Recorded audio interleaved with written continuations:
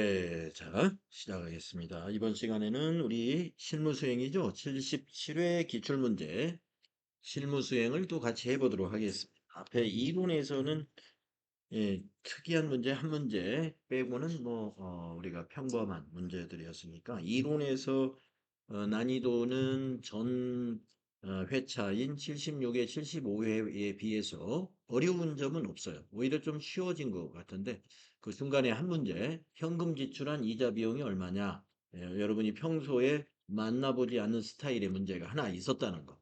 그것 때문에 조금 예, 좀 어려웠다고 느낄 수는 있는데 그 문제는 한 문제뿐이었죠. 자, 그러면 실무 수행 문제는 이제 주식회사 운동하자라는 회사네요. 회사 이름이 참 좋네요. 자, 운동용품 등을 도소매하는 법인이다. 이렇게 회사 소개를 잠깐 읽고 바로 기초정보관리 이해 문제를 시작하시면 돼요. 자, 1번 사업자 등록증에 의한 회사 등록 수정이니까 운동하자, 우리 회사를 수정하는 거잖아요. 운동하자는 대표자 변경으로 역삼세무서로부터 사업자 등록증을 정정하여 발급받았다. 사업자 등록증을 참고하여 대표자 명, 주민등록 번호를 변경하고 업종 코드도 등록하시오. 세 가지 수행을 하라는 거죠. 자, 그러면 이제 우선 회사 제가 안 바꿨는데요. 여러분들도 회사를 먼저 바꿔주시고 3277로 바꿔주시고 회사 등록에 가서 그렇게 바꾸시면 됩니다. 김진선으로 대표자 이름을 수정하고 주민번호도 고치시고 77020 2045769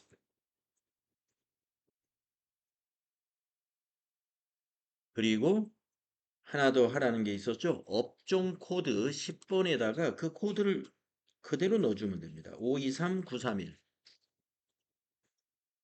엔터. 엔터 필요 없네요. 523931을 넣으면 업태와 종목이 여기에 맞는 내용으로 채워집니다.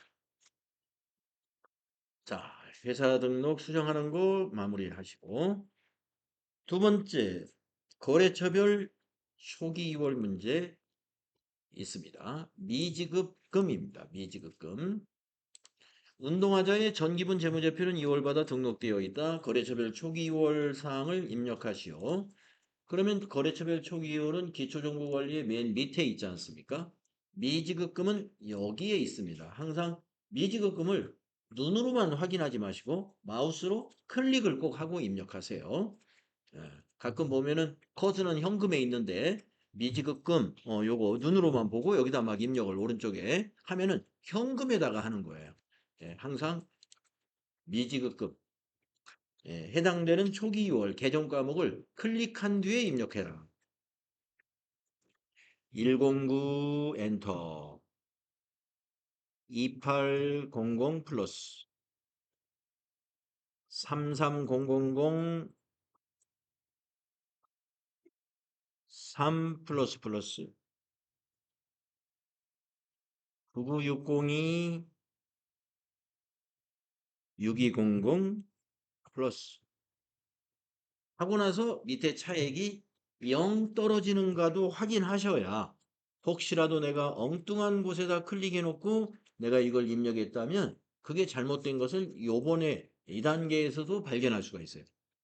그래서 거래처별 초기월 문제가 나오면 입력하고 내가 잘 했는가를 마지막 확인하는 차원에서 차액이 0 되었는가를 보는 게 좋습니다. 그래서 만약에 내가 엉뚱한 데 입력한 게 발견이 됐다라고 하면은 오호 이걸 어떻게 지워야 돼요? 지우는 건 언제나 클릭하고 위에 있는 여기 휴지통 삭제 클릭하고 삭제로 지우고 제자리에 다시 입력하십니다. 다음 실무수행 거래자료 입력 문제로 가겠습니다. 첫 번째 문제는 증빙에 의한 거래자료 하면서 주민세입니다. 세금과 공과금이에요. 주민세는 자료 설명. 법인 사업소분 주민세를 국민은행 보통예금 계좌에서 이체 납부했습니다. 거래자료 입력하시오. 차변에 세금과 공과금, 대변에 보통예금. 일반 전표에 입력하면 되죠. 네, 일반 전표 입력. 날짜가 8월 31일. 3번 차변에 세금과 공과금 800번대 거예요.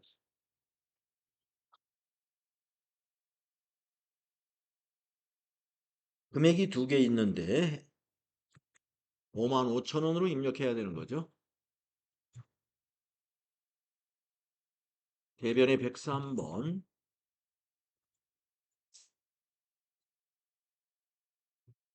103번의 코드는 국민은행 보통으로 거래처 코드 입력해야 되는 거죠. 국민은행 보통 55,000원. 네, 세금과 공과금 전표 문제 나왔습니다.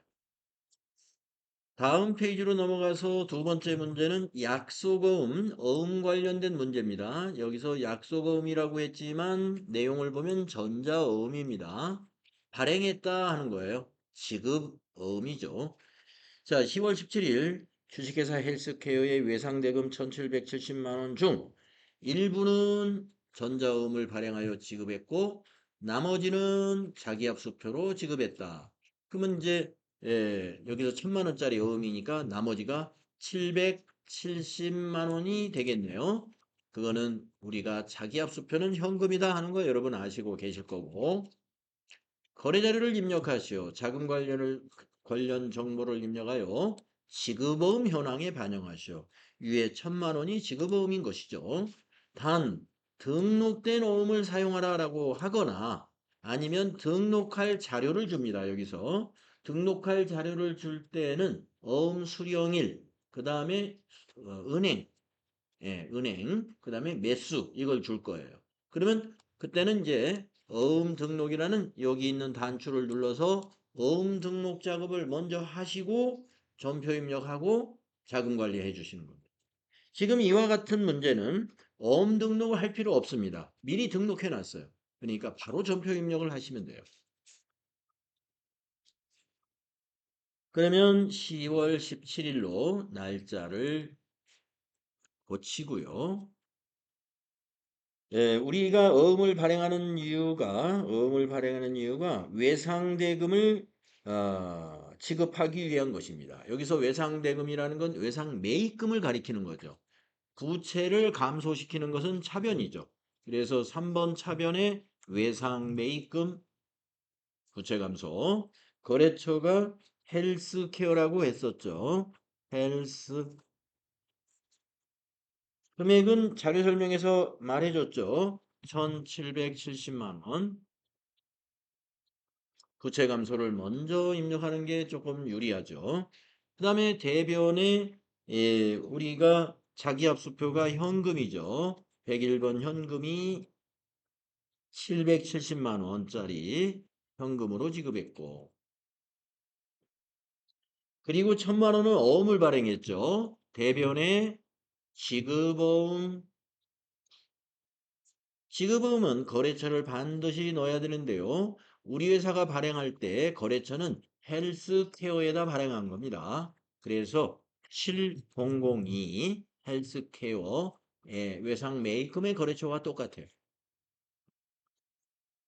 여기에 1,000만 원짜리를 발행했습니다. 자, 이 문제의 특징은 우리가 보통은 외상매입금하고 어음 발행한 금액이 똑같았어요. 외상매입금 1,000만 원을 어음으로 발행했다. 라고 문제를 내기 때문에 중간에 대변의 현금이나 이런 것이 없는 문제를 주로 많이 냈는데 77회 문제에서는 외상매입금은 전체가 1,770만 원인데 그 중에서 770은 자기압수표로 지급했고 1,000만 원짜리 어음을 발행했다. 이렇게 냈다는 거. 요게 좀 색다릅니다. 음. 자, 그리고 지급어음줄을 마우스로 클릭하고 이제 자금 관리 해줘야죠. F3. F3. 그러면 밑에 지급어음 관리가 나오죠. 지급어음 관리. 자, 대변의 지급어음은 발행의 경우밖에 없기 때문에 어음 상태는 건너뛰고 커서가 어음 번호에 와 있습니다. 어음 번호는 등록된 어음을 찾아주는 작업을 해줘야 돼요. 더블 클릭을 하셔가지고 등록된 어음이 하나밖에 없어요. 그러면 당연히 이거겠죠. 확인. 그리고 나서 엔터로 커서가 어디로 넘어가는지를 보면서 고쳐줍니다. 엔터 치면 발행일. 발행일은 전표 입력일에 자동으로 입력되어 있는데 혹시나 모르니까 어음을 보시고 발행일을 보시면 똑같은 날짜입니다. 25년 10월 17일.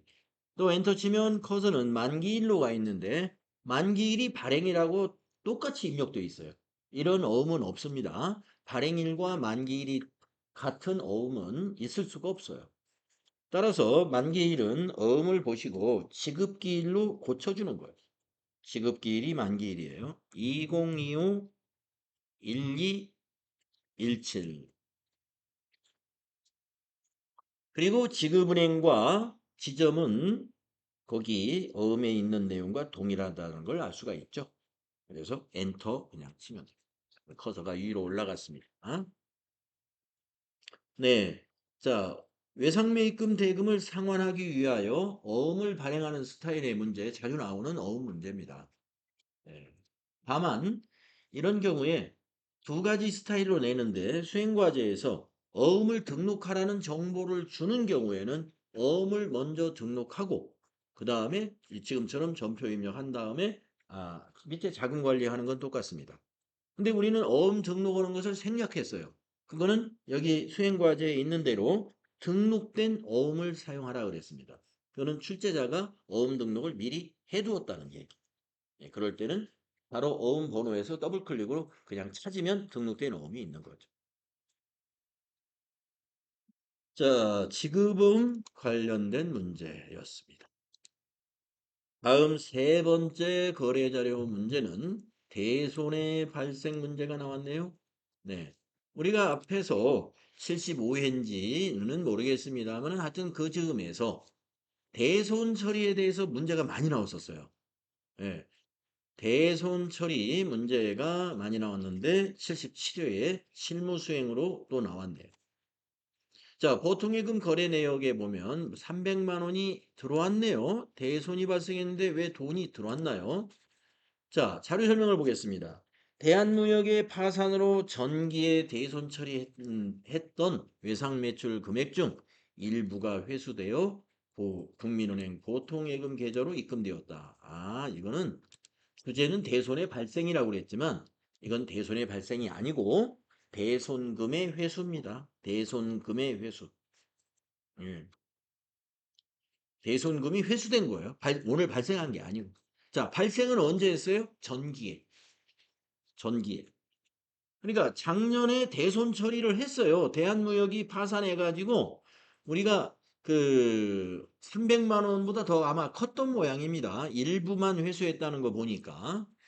그래가지고 하여튼 300인지 500인지 300만 원보다는 크니까 500인지 1000만 원인지는 모르겠지만 거래처 대한무역이 파산되어 가지고 우리가 작년에 대손 처리 분개를 해버렸어요. 그러면 대한무역의 이제 외상 매출금은 우리 장부에 없는 거죠. 없는데 돈을 받았어요. 자, 그러면 차변에 보통 예금 잤는데 만약에 잔고가 있었다면은 대변에 자연스럽게 외상 매출금 이렇게 회수한 걸로 회계 처리하지 않습니까? 대손이 안 난 외상 매출금이 들어왔으면 대변이 외상 매출금. 그런데 우리는 작년에 이 외상 매출금을 어떻게 했어요? 털어냈어요. 대손으로. 그러면 없다 이겁니다. 그럴 때 우리는 뭘로 해주느냐? 외상 매출금에 대한 대손 충당금으로 해줘요. 우리가 대손 처리할 때 항상 대손 충당금을 확인해 가지고 충당금에서 상계했지 않습니까? 그렇기 때문에 대손금이 회수되면 다시 대손 충당금에다 충당해 준다. 이렇게 기억을 해주세요. 네. 외상 매출금에 대한 대손 충당금이니까 코드를 아무거나 쓰면 안 되고 외상 매출금이 108번이기 때문에 109번에다가 충당을 해야 됩니다. 뭐 111번이나 다른 코드에다 충당하면 틀려 틀립니다.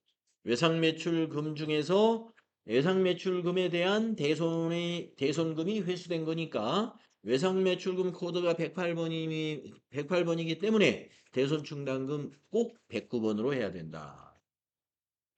네.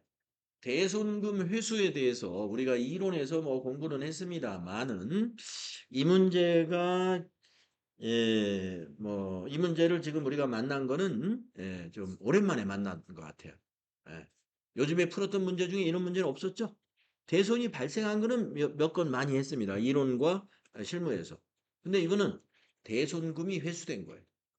예. 자, 그래서 차변의 보통예금 국민은행 대변의 대손충당금입니다. 자, 10월 21일로 일반 전표에 입력하시면 돼요. 10월 21일 차변의 103번 은행은 국민은행 보통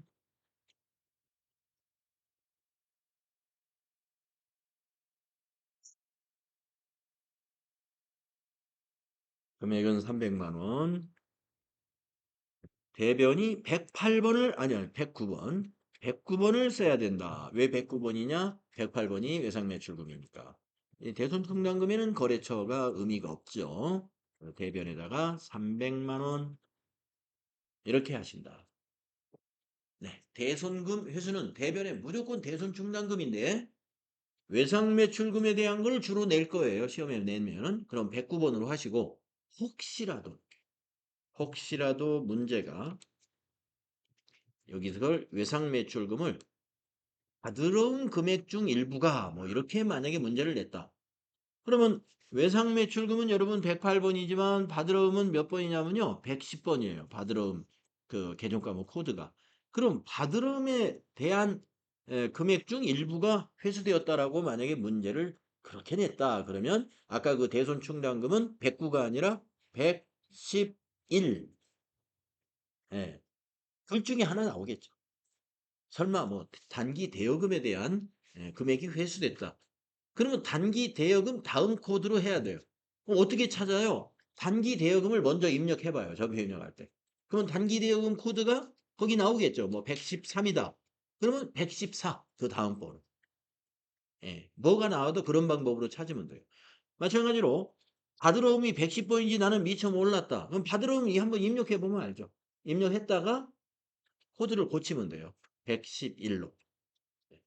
자, 그래서 뭐 여러분 외상 매출금에 대한 게 나오든 받으러움이 나오든 단기 대여금이 나오든 장기 대여금이 나오든 이런 채권들은 대손이 발생했다가도 나중에 거래처가 다시 이 회생을 해가지고 우리하고 거래를 하기 위해서 대손금의 일부가 입금됐다 또는 대손금 전부가 입금됐다 이런 스타일의 문제는 과거부터 출제를 했던 문제들이에요. 네, 요거 알아두세요. 네, 최근에 풀었던 것 중에서는 좀 새롭습니다, 이게. 다음 네 번째 문제 보겠습니다. 여비정산서. 이건 우리가 정말 많이 연습한 문제입니다. 여비정산서라는 것은 가지급금을 정산하는 문제입니다.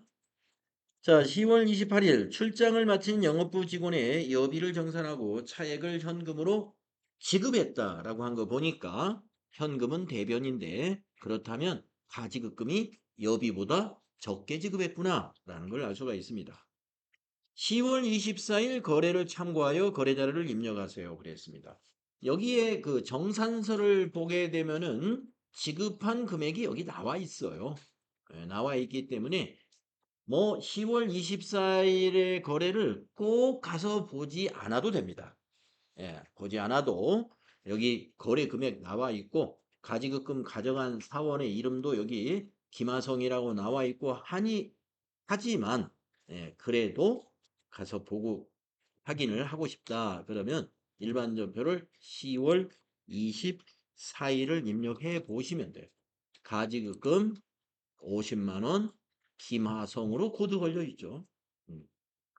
그러면 이제 28일 날 정산하는 거니까 28일로 날짜를 고치시고 여비교통비를 차변에 먼저 입력을 하겠습니다. 800 12번 여비교통. 거래처는 의미가 없죠. 지나가시고 차변에다가 거기 정산서에 있는 지출 총액, 예, 실제 지출액이라고 하는 금액이 60만 원이잖아요. 예, 그 60만 원을 입력합니다. 숙박비, 식비, 교통비 더한 것이죠. 그렇게 하고 대변에 가지급금이 있죠. 가지급금을 이제 정리를 합니다. 이름은 코드를 이름에 넣어야 됩니다. 김하,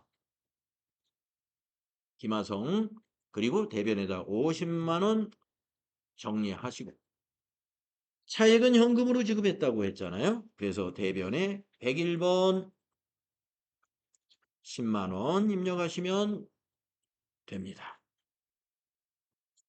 대변의 현금에 거래처는 뭐 꼭 입력하는 건 아닙니다만은 엔터로 지나가다 보면 자연스럽게 김하성이라는 이름 텍스트만 복사가 일어나는데 이건 이렇게 자연스럽게 그냥 놔두셔도 놔두면 더 좋은 거죠. 김하성에게 현금을 지급했구나.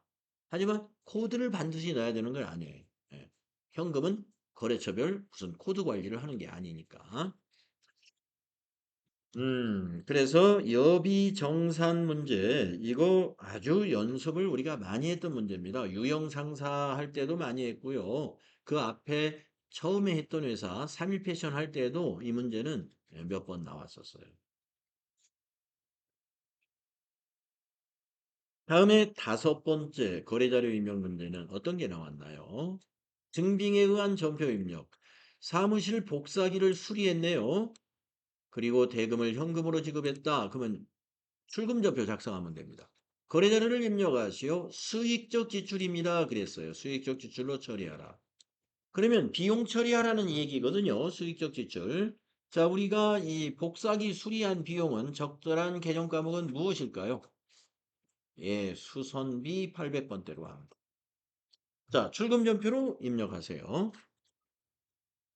10월 31일 1번 출금 800번대 수선비 교과셔가지고 2만 원 이렇게 해주시면 되겠습니다. 차변의 수선비 820번. 우리가 급한 나머지 계정 과목 선택하실 때 우리가 그동안 연습하면서도 몇 번 실수한 사례가 여러분들 있었죠? 여러분 중에 500번대로 잘못했다. 그러면 한 문제 정도 놓칠 수가 있어요. 뒤에 평가 문제에서.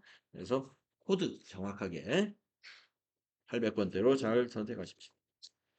자, 그러면 거래자료 입력 문제 5개 모두 해결했고 이 거래자료 입력 문제에서는 77회의 특이한 사항은 네, 없었습니다. 네, 특이한 사항. 아, 대손이 발생한 것이 아니라 대손금 회수 문제가 나왔다는 거. 요거는 최근에는 좀 처음 해보는 거. 대손금 회수는 대변의 대손 충당금이라는 거. 꼭 기억하시기. 다음에 부가가치세 문제는 아마 별다른 게 없을 거예요. 예, 그동안 앞에 기출과 유형이 똑같을 수밖에 없습니다. 한번 볼까요?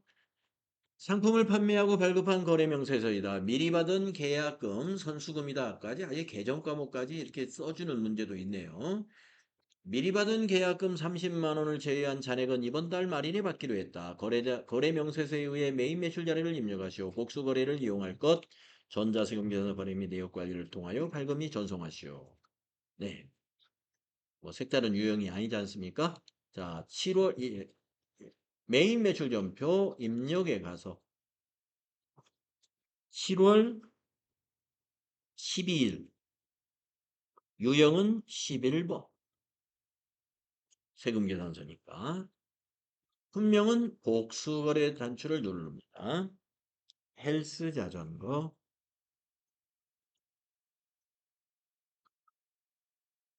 수량 6 단가 50만 원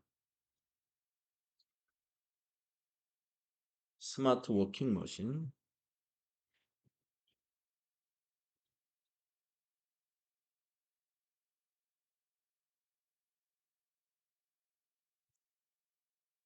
3, 80만.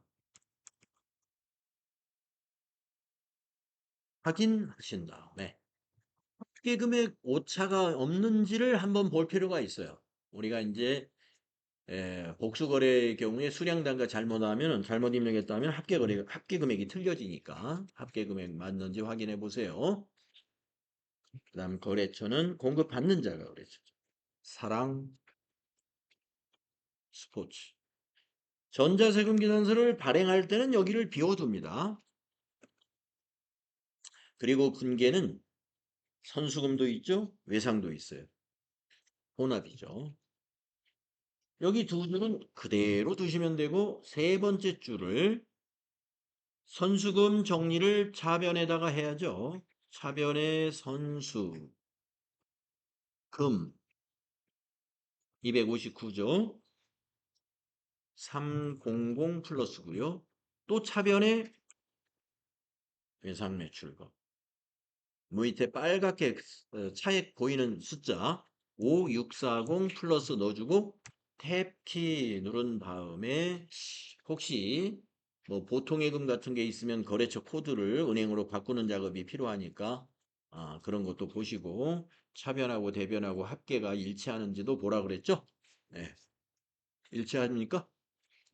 그러면 이제 전체 메뉴에 가서 전자세금 계산서 발행 및 내역 관리로 가야죠. 가가지고 7월 12일로 검색을 하죠.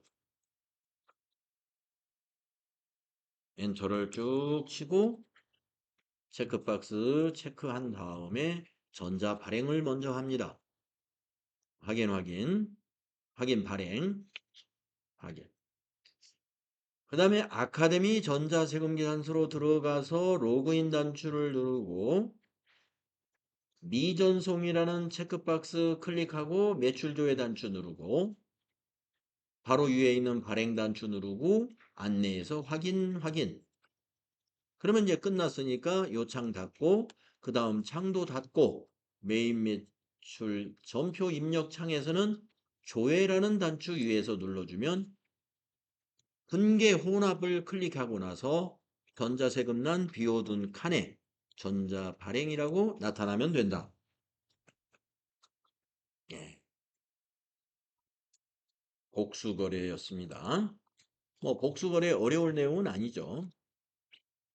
다음에 두 번째 부가세 문제는 어떤 문제냐? 매입 거래로 냈습니다. 매입 세금 계산서니까 50일 유형 아니면 54 유형이죠. 자료 설명을 보면은요. 판매용 상품을 외상으로 구입하고 받은 전자세금 계산서입니다. 매입 매출 자료 입력하시오. 전자세금 계산서 거래는 전자입력으로 입력할 것. 네, 이거 매입세 공제가 가능한 세금 계산서죠. 50일입니다. 자, 날짜는 7월 20일. 유형은 50일 매입 과세. 네. 분명은 그대로 쓰시면 돼요. 트리볼, 덤벨, 세트. 네. 네, 어제 제가 말씀드렸나요? 여러분, 나는 도저히 시간이 부족해가지고 지금 고민스럽다. 시험날이 다가왔는데도 시간이 부족하다 하시는 분들은 이런 품명을 좀 융통성 있게 빨리 하시면 돼요. 수량 10, 단가 500 플러스. 거래처는 공급자죠. 한수감가. 전자세금은 1번 해주고요. 분계는 외상으로 구입했습니다. 재고자산의 외상은 외상분계 해주면 완벽하게 분계가 일어나요. 대변의 외상매입금 부채 증가, 차변의 부가세 대급금 자산 증가, 차변의 상품 자산 증가. 상품을 구입한 거니까 상품 자산 증가. 이대로 두시면 됩니다. 아주 평범한 재고자산 매입 문제니 뭐 분계해서 실수할 것도 없고 쉬운 문제라고 볼 수 있어요. 자, 다음 장으로 넘어가면 세 번째 문제 있죠. 예, 세 번째 매출 거래고 신용카드 매출 전표라고 되어 있으니 우리 FAT 1급을 응시하는 분들은 17번 유형으로 문제를 냈구나 이렇게 보시면 돼요. 주식회사 요가야의 상품을 판매하고 발급한 신용카드 매출 전표 메인 매출 자료 입력하세요 그랬습니다. 자, 그러면 날짜를 확인해 보니 8월 13일이죠. 메인 매출 전표에다가 8월 13일로 고치시고 유형은 17번 카드 과세 매출. 카드사를 물음표 단추 눌러서 삼성카드 확인해 줍니다. 분명에는 상품 자세히 쓰고 싶은 분은 요가 매트 수량 단가 생략하시고 공급가액에는 합계 금액으로 입력을 해줘요. 880 플러스. 거래처에는 요가야에다가 팔았으니까 요가로 검색을 합니다. 전자세금 기단서 아니기 때문에 지나가시고 카드 매출은 카드 분개해주면 딱 맞아요. 4번. 네, 외상 매출금 삼성카드. 우리가 삼성카드에서 돈을 받아야 되죠. 부가세 예수금. 네, 납부할 매출세액은 부가세 예수금이죠. 네, 상품을 팔면 상품 매출, 수익 발생이죠. 이대로 두십니다. 그래서 이것도 우리가 분계만 카드 분계 잘 해주시면 밑에 분계를 건드릴 필요 없는 아주 간단한 문제입니다. 밑에 분계를 막 손을 봐야 되는 이 문제, 이런 문제에서 되게 실수가 나오는데 지금 부가세 1번, 2번, 3번 같은 문제, 네, 거의 실수가 없는 그런 문제로 냈습니다. 다음에 네 번째 문제는 매입인데요. 전자계산서네요. 그러면 계산서 매입은 유형이 딱 하나밖에 없어요. 예, 53이다. 계산서 매입은 53, 계산서 매출은 13. 예, 이렇게. 계산서는 유형이 빨강색 계산서는 13이고 파란색 계산서는 53이다. 이거 잊지 마세요. 자, 자료 설명. 매출거래처 선물용 굴비 세트를 외상으로 구입하고 발급한 전자계산서입니다. 메인 매출 자료를 입력하세요. 전자계산서 거래는 전자입력으로 입력할 것 했는데, 네, 과거에 이제 응시한 분들 중에서, 자기가 실수한 그런 이야기, 뒷이야기를 들어보면은, 선생님, 저는 여기가 매출거래처에 선물한 거니까 불공으로 해야 된다고 생각하고 54번 불공으로 입력했습니다. 근데 틀렸어요. 왜 틀렸어요? 여러분, 불공으로 입력하는 것은 세금 계산서의 경우에만 거기에 나온 세금을 불공한다니 이거. 공제받지 않는다 이 말이에요.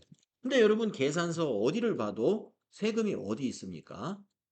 세금이 없는 증빙입니다. 근데 왜 불공입니까? 그래서 이제 그 이해는 가요. 왜냐? 아직 이 잘 이렇게 정리가 아직 완전히 안 된 상태다 보니 매출거래처 선물, 매출거래처 선물 그동안 문제 많이 해봤단 말이에요. 접대비는 불공이다. 이게 이제 딱, 이게 와가지고, 이건 불공 맞아. 이렇게 가는 거죠. 예, 그런 실수 하셔는 안 됩니다. 항상 증빙이 계산서라면은 무조건, 예, 그것이 접대를 했던 뭐 기증을 했든 기증, 기부 어쨌든 53이에요. 증빙에 의해서 뭐가 결정된다? 유형이 결정돼요.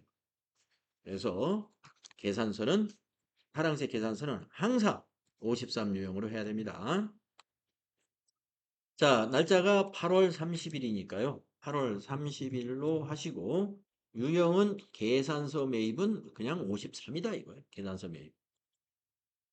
품명에다가 굴비 수량은 10, 단가는 5만 원, 거래처는 수협 중앙회, 전자계산서도 1번 전자입력으로 전자세금란을 해주는 거예요. 분계는 외상으로 구입했다고 했습니다. 외상으로. 그러나 이거는 상품이 아니니까 외상 분계를 선택하면은 밑에 분계가 맞지가 않아요. 할 수가 없어. 고치질 못해. 그래서 3번 혼합으로 해가지고 상품을 우선 거래처에 선물하는 거니까 접대비로 고친 다음에 800번대 접대비로 그 다음에 내려와서 대변을 뭘로 해야 될까요? 외상이니까 미지급금으로 해야죠. 굴비를 외상으로 사는 거는 미지급금입니다. 50만 원 탭키 눌러서 미지급금의 거래처는 수협중앙회 이렇게 떨어지면 됩니다.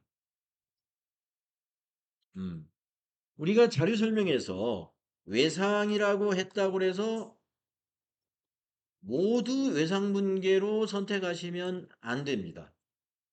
외상을 외상분계로 할 수 있는 것은 재고자산만이에요. 재고자산. 즉 상품.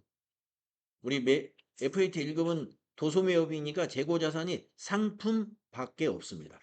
예. 상품을 판매했거나 그리고 외상거래했거나 또 상품을 매입했거나 그리고 그걸 외상했다. 그때만 2번 외상분계 선택하시면 됩니다.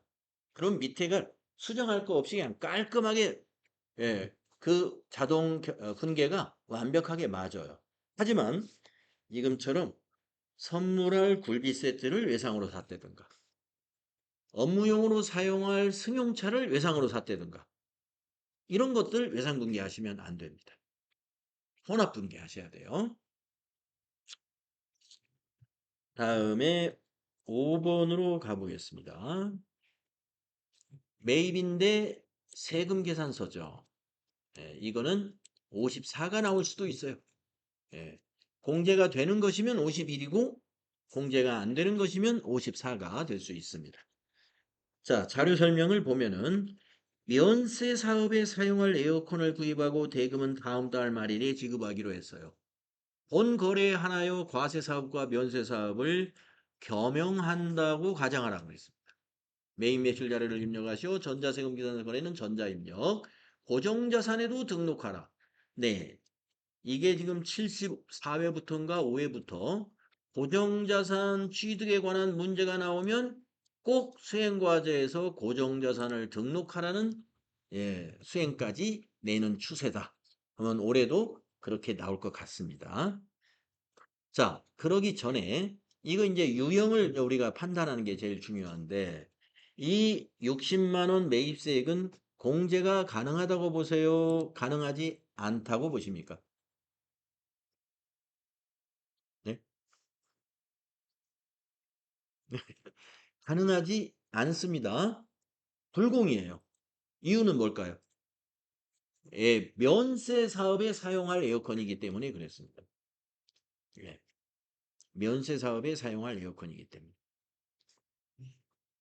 자, 그래서 우리가 과세와 면세를 겸용하는 사업자일 경우에는 이번에 취득한 그 자산이 면세 사업에 쓰는 것인지 과세 사업에 쓰는 것인지에 따라서 매입세 공제를 받고 안 받고 잘 유형을 선택해 줘야 돼요.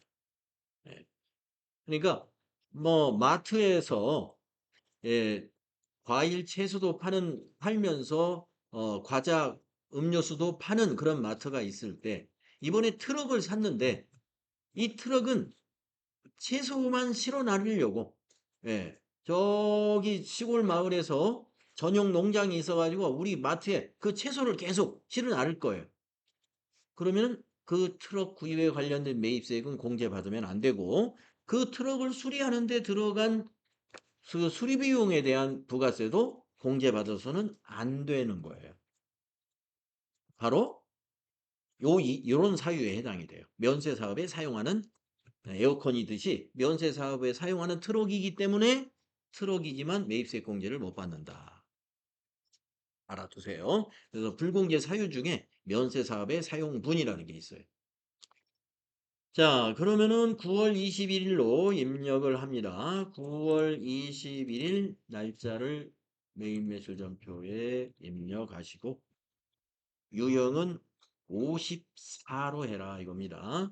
불공제 사유의 4번 여기 보면 면세 사업과 관련된 분이라고 있어요. 거기를 꼭 클릭해 줘야 돼요. 클릭하고 선택.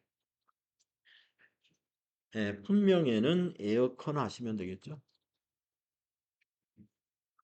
음, 수량 한 개, 그러니까 600만 원짜리 에어컨이 있네요. 거래처는 미래전자, 전자세금은 1번, 분계는 다음 달 말일에 지급하기로 했다. 이거 에어컨이니까 외상은 안 되고 혼합. 자, 상품을 비품으로 고쳐야죠. 에어컨은 유형자산의 비품 개정 과목으로 분류가 되는 겁니다. 상품을 비품으로 고쳐주시고 고정자산 등록할 때 비품의 취득원가는 요 금액이 돼야 돼요. 공급가액만 취득원가로 생각하면 안 됩니다. 왜냐? 이 비품은 이 에어컨은 부가세 공제가 안 되는 것이기 때문에 부가세 포함한 것이 취득원가가 돼요. 자, 내려와서 대변에 이건 외상이에요. 그러면 미지급금이다 이거예요. 에어컨을 다음 달 말일에 지급하기로 했어요. 미지급금 660만 원. 탭T 눌렀을 때 미지급금의 거래처는 미래전자라고 나와야 되겠죠. 자, 그래서 불공으로 잘 선택했고 수행과제 1번까지 했습니다. 그러면 이제 2번을 해야 됩니다.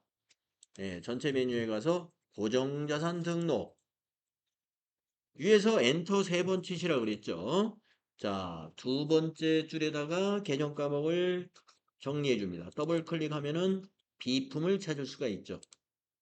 212 비품 확인. 그 다음에 이제 코드는 거기 수행과제에 주어진 자료에 있습니다. 1001 엔터. 자산명은 에어컨이라고 해야 되겠죠. 에어컨. 취득일은 우리 전표에 있는 작성일자 2025 0921이 되죠. 자, 기초가액에 입력해서는 안 되죠. 단기에 취득한 것은 4번 신규 취득 및 증가 여기다 넣어야 됩니다. 그리고 여러분이 이걸 얼마를 넣어야 될 것이냐? 660만 원으로 내야 된다 이거죠. 왜 그런지 아시죠? 매입세 공제가 안 되는 자산이에요. 그래서 매입세 자체가 취득원가에 포함됩니다. 660만 원.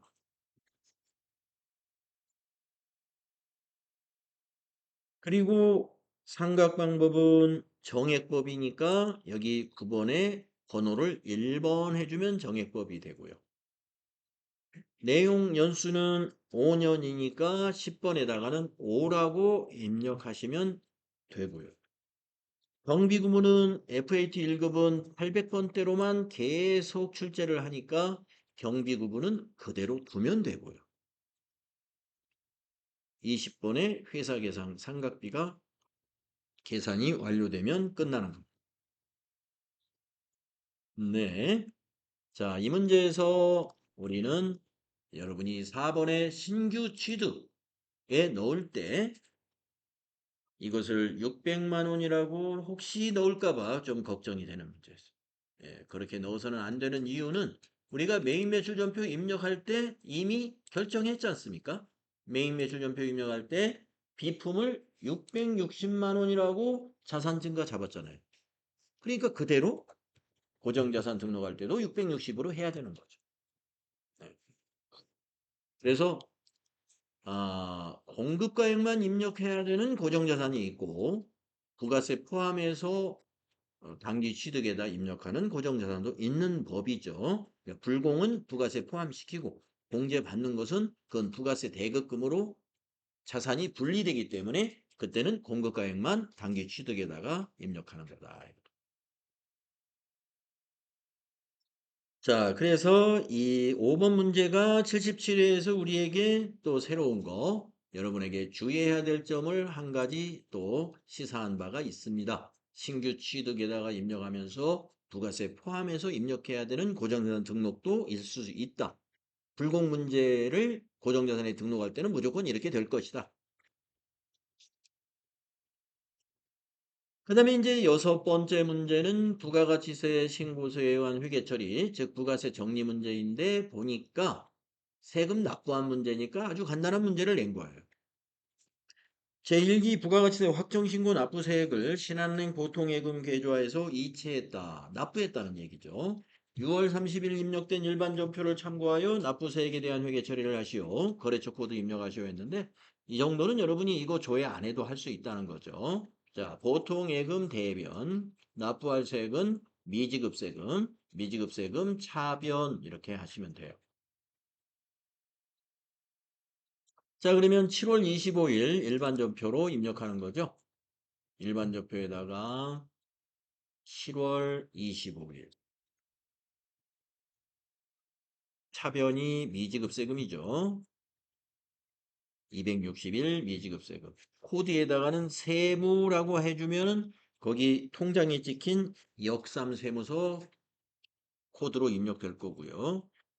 차변의 금액은 거기 통장에 찍힌 금액 2026 050, 요 끝에 숫자 있으면 예, 항상 뒤에가 000이 많아서 플러스 이렇게 치는 게 습관이 된 사람은 네, 잘못하면 오류가 있습니다. 뒤에 050까지 잘 넣어주시고 그 다음에 대변은 13, 103 보통예금 코드는 신한은행 보통 하시고 2026 050 예, 10원 단위까지 문제가 나오는 경우도 있습니다. 2026 050 이렇게 입력하면 이제 부가세 문제를 우리가 다 정리했는데 77회 부가세 문제에서는 5번 문제가 아, 좀 특이했나요? 새로운 스타일 문제? 네, 그러나 뭐 그렇게 어려운 문제는 없었습니다. 그러면 이제 결산 문제는 어떻게 나왔을까요? 결산까지 하고 쉬는 게 좋을 것 같습니다. 자, 결산이 1, 2, 3만 나오더니 77에는 1, 2, 3, 4 하나가 더 나오네요. 네, 이런 경우도 있네요. 항상 지금까지 계속 자료 설명이 1, 2, 3뿐이었어요. 근데 뭔가 하나가 더 나왔습니다. 밑에 수행과제 내용은 두 가지로 그대로입니다. 자, 1번 보시면은 장기 차입금에 대한 기간 경과분 이자. 예. 차입금에 대한 이자니까 이자 비용이죠. 이건 비용의 예상 문제가 나왔네요. 비용의 예상은 대변에 미지급 비용이 간다는 거 여러분 정리가 되셨죠? 그 다음에 두 번째, 고정자산에 등록된 비품의 감가상각비를 계상하라. 요거는 자동 분계입니다. 예, 우리가 방금 660만 원짜리 냉장고, 에어컨 등록한 거, 그걸 문제로 냈어요, 결산에. 예, 그거 감가상각비를 결산에 반영해라. 이거. 자동 결산, 결산 자료 입력해서 할 거예요. 기말 상품 재고에 5천만 원. 이건 상품 매출 원가를 산출하기 위한 자료이죠. 이 두 가지가 자동 분계예요. 그동안 자동 분계를 76회까지 풀어오면서 자동 분계는 기말상품 재고액 하나만 입력하는 것으로 쭉 내더니 77회에서 두 개 입력하는 문제를 오랜만에 냈네요. 예, 두 개를 넣어라. 나머지는 이제 기존 문제와 똑같습니다. 네, 자, 그러면은 먼저 1번의 수동분계 비용의 예상 문제 하겠습니다. 차변의 이자 비용 예상 금액 120만 원. 대변에 이걸 지급하지 않았으므로 미지급 금입니까? 비용입니까? 비용이에요. 이때는 미지급 비용 해야 됩니다. 자, 입력합시다. 수동분기를 먼저 해야 되는 거 여러분 알고 계시죠? 자, 일반전표에 12월 31일 하변의 이자 비용 쭉쭉쭉쭉 가서 1200 플러스 대변의 미지급 비용 262 1200 플러스. 자, 수동분계는 해결을 했고요. 그러면 이제 고정자산 등록에 가가지고 아까 계산한 그 감가상각비를 복사해 오겠습니다. 자, 고정자산에 에어컨 등록한 곳에 여기 44만 원 그냥 외워 오셔도 되고 내가 외우는데 좀 자신이 없다. 컨트롤 C. 자, 복사해 왔습니다. 그런 다음에 전체 메뉴 가가지고 이제 자동 결산을 하는 메뉴 있죠. 결산 자료 입력하여. 결산 자료 입력. 결산 일자는 1월부터 12월까지라고 하는 거죠. 그런 다음에 확인 눌러주시고요. 위에서부터 입력하겠습니다. 기말 상품 재고액 우리가 계속 입력했던 칸이니까 이거 쉽게 찾을 거예요. 자, 여기 클릭하고 50 플러스 5천만 원 넣어주시고 그 다음에 감가상각비는 아래로 좀 내려가야 있습니다. 예, 앞으로 좀 아래로 좀 내려가면 감가상각비라고 나와 있는데 거기에 비품란에다 입력해야 돼요. 여기 비품. 네, 비품 클릭하시고 아까 복사해온 금액 컨트롤 V 하세요. 44만 원을 반영을 해라 그랬습니다. 그러면 이제 입력할 거 다 했습니다. 위에 있는 전표 추가 꼭 눌러야 돼요. 전표 추가. 추가하시겠습니까? 예 해야 이게 결산에 반영됩니다. 추가 완료되었습니다. 확인. 그리고 나서 이제 우리는 수행과제 2번을 하는 거예요. 손익계산서를 먼저 작성합니다. 12월. 자, 매출원가 넘어왔는가 그래도 체크 한번 해보시고 아래로 쭉 내려가 가지고 당기순이익의 끝에 세자 259 요 정도 6으로 시작해서 끝에 259 요 정도 살짝 기억한 다음에 전체 메뉴에 가서 이익여금 처분 계산서를 클릭하는데 여기서는 아니요 단추를 반드시 눌러야 돼요. 아니요. 그래가지고 당기순이익이 당기분에 6으로 시작해서 259로 끝나는 숫자가 제대로 넘어왔는가. 그런 다음에 처분 예정일 2016 0226 처분 확정일 2025 0226 이렇게 두 개의 날짜를 넣고 위에서 이거 전표 추가 꼭 눌러야 돼요. 5건 추가되었습니다. 확인 하면은 손익 대체 분계가 만들어져 가지고 마지막 분계가 이제 여기서 끝났어요. 그러고 나서 재무상태표까지 조회 작성하시오가 수행과제 2번의 마지막 문제거든요. 그래서 재무상태표를 딱 실행해서 12월 달 했을 때 우리가 에러 없이 딱 나오면 무난히 잘했구나.